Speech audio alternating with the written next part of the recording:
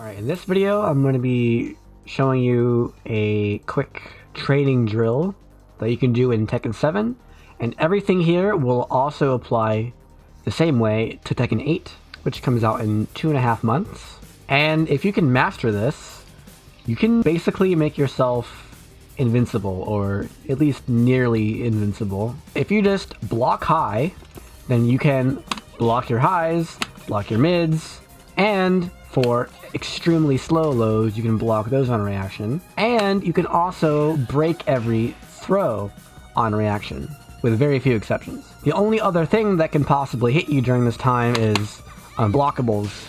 But most unblockables are extremely slow and are either duckable or sidesteppable, or they're extremely slow so you can hit them during their startup. So this drill is simply going to consist of doing a bunch of things that you should be able to react to with a punish, and then it's your job to react and punish. So CPU opponent action 1, repeat action, and then you have 5 slots to work with. And we're going to record slot 1 as just a jab. And then for all of our other slots, we're going to do a jab plus something else. Now every character has at least 2 types of grabs, so let's start with those. Jab into regular grab, and jab into 1+2 grab. And so in order to break the regular grab, I have to press either 1 or 2, but not both. And to break the 1+2 grab, I have to press both, and not one or the other. And this is already a pretty basic drill, although to make it a little more taxing, I'm going to bring these down, and that'll make the training dummy do less throws and more jabs. Let's hit play and break his grabs on reaction.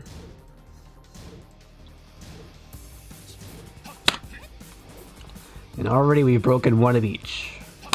Oh, broke the one. Broke the one again.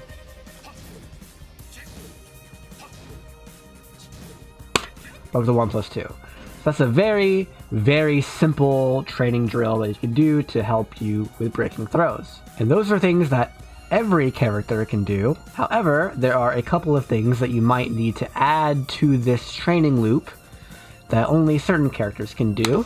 So for example, Dragunov has a 3-way throw. He can do a 1 only break, and a 2 only break, and a 1+2 only break. So let's record the 1 only break, and let's record the 2 only break, and then in the third slot, we'll throw in the 1+2 break.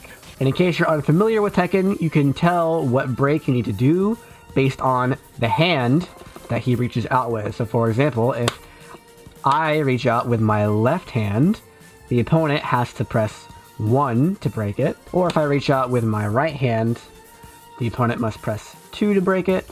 And if I reach out with both hands, the opponent presses 1+2 to break it. Now regular grabs, the 1 and the 2 are grouped together, so you can press 1 or 2 to break both the 1 grab and the 2 grab, but there are some characters like Dragunov who have unique exceptions where you have to press exactly 1 or exactly 2. And let it play out. Break the 1. Voila. There's the 2. Too slow. There's the 1+2. And then you can also add in your reactable lows. So with Dragunov, that would be his down back 3. This guy.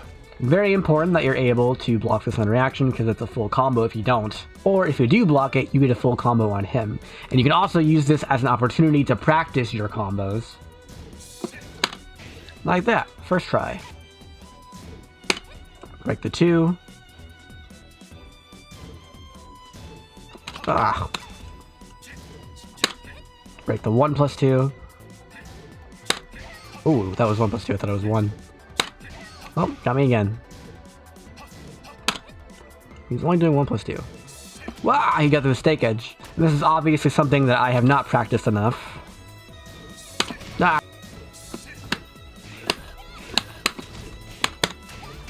But anyway, that's the basic drill that I would do to prepare for Tekken 8. Anything else, you basically have to go into character specifics, which is the same amount of work for less value, because it's only going to affect 1 in every 32 matches. But theoretically, you could go in here and pick your various punish moves at various levels. So in slot 1 I have a jab only, in slot 2 I have a jab followed by a -10 on block move, but I can also put in slot 3 a jab followed by a -12 on block move and practice my 12 frame punishes, and I can also put in slots 4 and 5 maybe a -13 punish, a -15 punish. It doesn't matter, just pick something and practice it. Unfortunately, you only have 5 slots. You should probably be able to do like 20 slots, but whatever. For the sake of this video, I'm only going to have the -10 and the -12. So that's the -10 move, and that's the -12 move. My -10 punish is just jabs, and my -12 punish, that's -10. -12 punish is forward 1+2. And so now my goal is to punish. Ooh. And so now my goal is to punish the -10 move with the 10 frame punish, and to punish the 12 frame move with the 12 frame punish. Oop, I missed that one. Nope, that's the wrong punish. I could have been punished. There we go, that was the right punish. Too slow. Got it. Got it. But I think you get the point here. Just pick a character and do a move that you think that you would really want to punish, and then punish it. For most characters, you're going to want to punish their hop kicks and any other launcher that they have, including any low launchers and mid launchers. And you can also go watch high level players and see the moves that they use a bunch and see how they punish them. And that will keep you busy for a very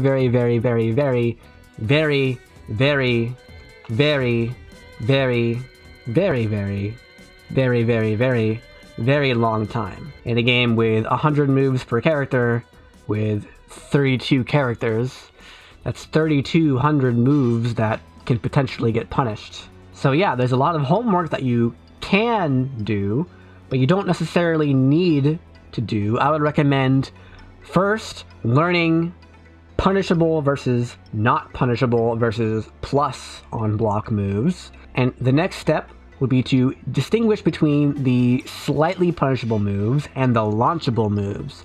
So you can go and you can turn on your frame data, player frame info to detailed, and then you can go searching through your character's various launchers. With Xiao Yu, she has a 15 frame launcher with down forward 2. But you can also get maybe a little bit more damage by doing a 16 frame launcher instead. Or maybe you can get a lot of damage by doing a delayed hop kick, or maybe you're trying to block punish a low, and maybe it's -11, so you do this. Or it could be, you know, -22, so you do this. How to punish a move is going to vary from move to move. The fact that you're punishing them is important. That's step number 1, and then step number 2 is optimizing the amount of damage you get from that punish, and that usually means distinguishing between a jab punish or a down forward 2 punish. Although some characters don't have down forward 2, so you have to hop kick it, which is usually slower, or you're playing Steve and you don't get launches until -17. And on top of that, there are also different ways to counter different moves. Maybe you can duck under a high, or block and punish it, or sidestep it, or if it's a low, you can block it low, or you can hop kick or orbital to go over it, or you can low parry it. Those are all viable ways to punish a low, and it's up to you to optimize it to figure out which one of those methods is the strongest punish for a low. For example, if they do a quick low like this, a block punish is a measly while standing 4, but if you low parry it, you get a full juggle combo. On the contrary, if they do a slower low like this, that's significantly more minus on block, the low parry juggle will do less damage than just blocking it and then doing your while standing punish. Again, be sure to distinguish between your normal throws and your 1+2 throws. Then the next step would be to add 1, 2, and 1+2 throws, like with Dragunov here. Then the next step would be to add snake edges, like Dragunov's down back 3, and have the dummy do all of them, and you should be able to react as consistently as possible and escape all the grabs and block and punish all the snake edges. And if you can do that, there's very little the opponent can do to actually deal damage to you. Again, it's only these quick little lows that deal like 12 damage. And it's like, well, if you low parry or hop kick one of those, they just die. Now, some characters will have slightly higher damage lows, some characters will have just the generic down 4, some characters are Steve and they don't have any lows. But just being able to hold left and consistently break throws and block snake edges is absolutely massive. It's more massive in Tekken 7 than in Tekken 8 because Tekken 8 has the chip damage thing, but it's still hugely important. Now, obviously, if that's all you ever do ever, then an intelligent opponent will be like, or maybe they could hit you with one of them and then back away and then never fight you ever again and have you chasing them to regain the life lead. But yeah, that is the bottom layer of Tekken.